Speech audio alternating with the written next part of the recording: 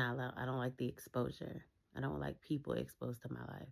However, in this season of transition that God has me in, God has told me that my transparency and vulnerability will be able to help somebody else that is stuck in their transition because they feel as though where they're at, that's where they have to stay.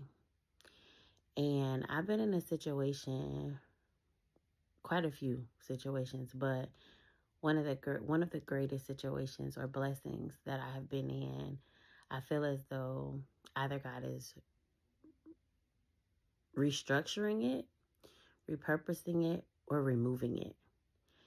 And along this journey, this beautiful journey of me becoming the woman who God has created me to be, I'm learning that everything doesn't stay.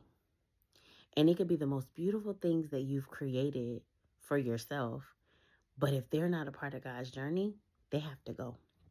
So whether or not they actually were supposed to be there, whether or not you put them there yourself, whether or not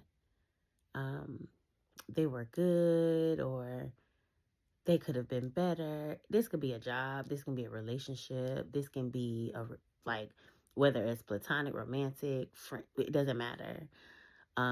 It could be a position. God has done the same thing with me in multiple scenarios.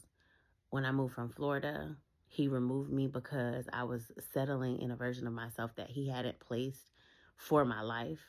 And I felt like I arrived. And he was like, stop playing with me. I called you to people. You think you're not supposed to deal with people. And I was okay with that. And in this season, it's relationships. And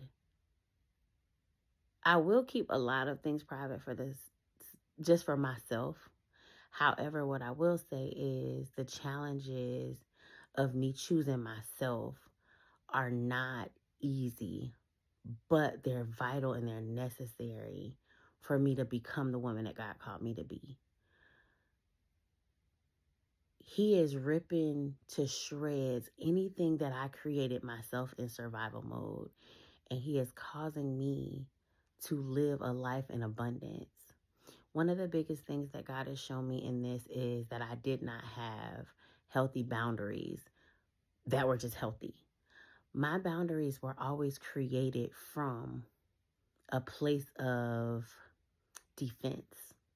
So, for an example, if you hurt me, if you do something to offend me, then it would be, oh, nope, you can't